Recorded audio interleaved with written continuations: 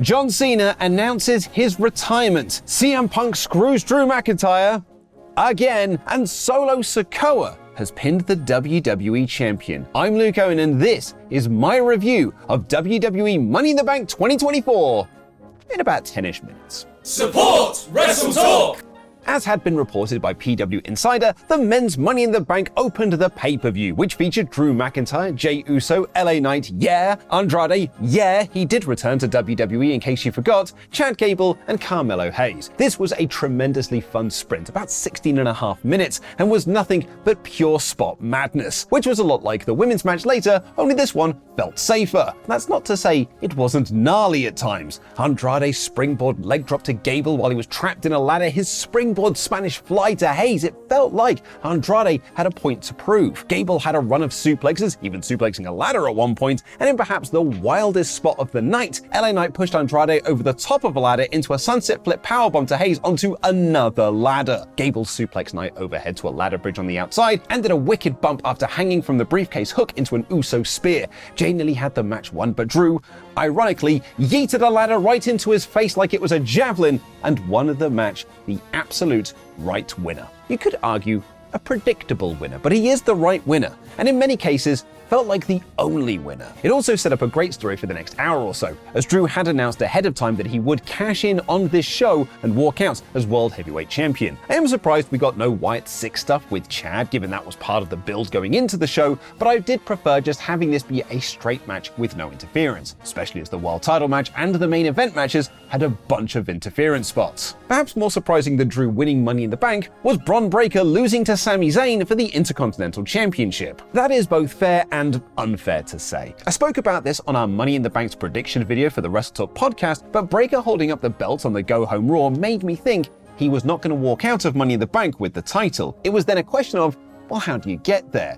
You could go through the Champion's Advantage route and have a justifiable DQ to lead to a rematch at SummerSlam. You could do a lame, kicking too much ass DQ. You could even do a countout. What I never would have predicted, however, was Sami just winning clean. I should have done though, right? It's like Sami's gimmick. He gets battered, he gets bruised, he gets ragdolled around, but he gets back up and fights until the end, squeezing out a victory when it feels like all is lost. That was the story of the Gunther match and was the same here as well. Breakker dominated for the majority of the match and never looked like he was in any form of trouble. He even learned from this past Raw, where he didn't clatter into the steps after Sami leapfrogged his spear attempt and hit a Steiner line from the apron over the announce table. He blocked one haluva kick attempt by just being a brick wall of a man, but Sami hit a second attempt from out of nowhere for the win. I know there are some who were upset about this, pinning Breakker clean like this when you've been presenting him as this unstoppable badass, because it means that, well, it turns out he's actually quite stoppable. But Sami is the Intercontinental Champion. He should be winning matches. He should be presented as a top guy.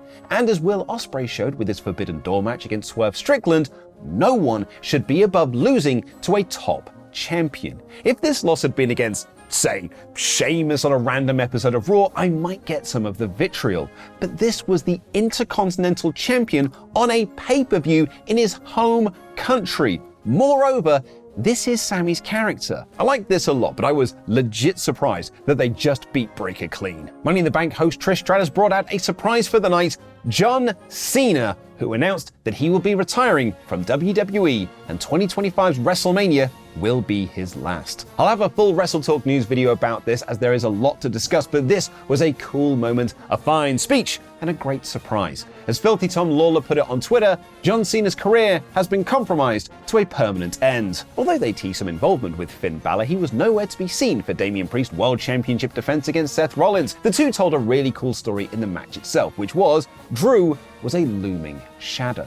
Anytime either of them was on top, they were looking down the ramp, waiting for Drew to come down. He was a literal ticking clock. Both men kicked out of each other's finishes, and eventually, Drew hit the ring to cash in his Money in the Bank briefcase. But not before Damian Priest didn't kick out of a pin attempt in what was clearly an obvious botch. Triple H spoke about this at the press conference, that it sucks that this will be the thing that people talk about, kind of like the finish to the Gunther Orton match at the King and Queen of the Ring. But it does need to be highlighted. Priest looked visibly upset after the match because he knew it was a monumental bollocks up. It also sucked the wind out of this hot crowd, but that did not last for long as Drew came out to cash in and made the match a triple threat. CM Punk made his presence felt early and took out Drew with chair shots and a belt shot, allowing Priest to hit South of Heaven and pin Drew on 2 straight pay-per-views, all because of Phil. I know there will be some angry out there at this being a wasted cash-in, but it has been done for very good storyline reasons. This isn't like Austin Theory or Damien Sandow or even John Cena's failed cash-ins. This was done for a good reason. And if you want to learn more about Money in the Bank and its history of cash-ins, both successful and failures, check out this clip from Ollie Davis's The Cursed History of Money in the Bank. In WWE's defense though, how can you elevate these Money in the Bank winners if they keep losing all the time? Oh yeah, you're in control of that too! During the 2010s, WWE would consistently book wrestlers to go on a losing streak after winning the briefcase.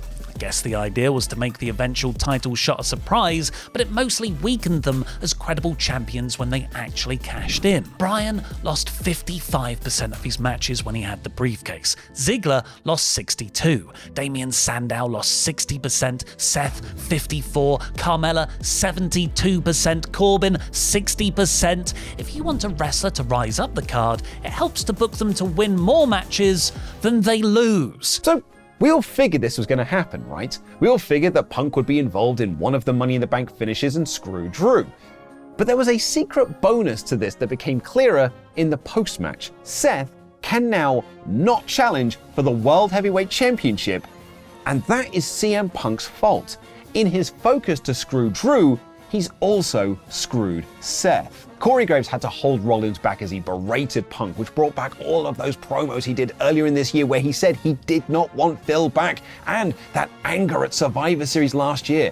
I really loved this, and it adds a new level to what has probably been WWE's best feud of post-Mania 2024. It might actually be their best feud of the entire year, and they've not even had a match yet. As expected, Tiffany Stratton won the Women's Money in the Bank briefcase in another sprint of a ladder match, just under 17 minutes. That was all spots, and some of those spots were gnarly. Michael Cole and Corey Graves called this match a car wreck, and they were not wrong. I was legit scared over and over again from some of these bumps. And not just the big ones like Zoe Stark taking an Io Sky tombstone onto a ladder bridge, or Chelsea Green crashing from the top of the ladder through 2 tables on the floor, but Zoe and Lyra just landing awkwardly and clumsily onto ladders while attempting other spots. Everyone just kept landing hard on these ladders, and most of them were not intentional. Naomi got a cool spot where she did the splits while standing on 2 different ladders, but it was Chelsea Green who stole the show for much of the match for me. She was so entertaining, and her huge ladder bump, similar to that one she did in TNA, was absolutely stunning.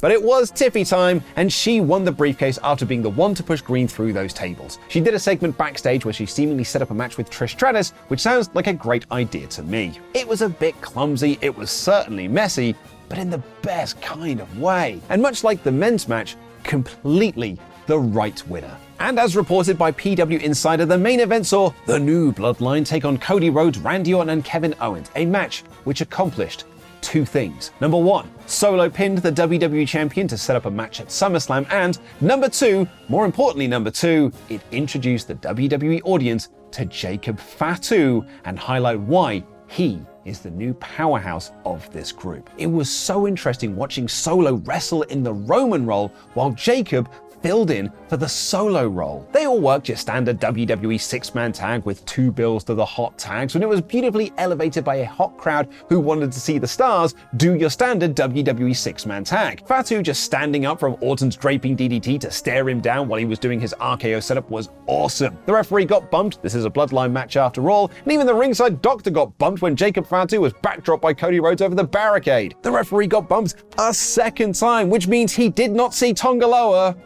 Sigh.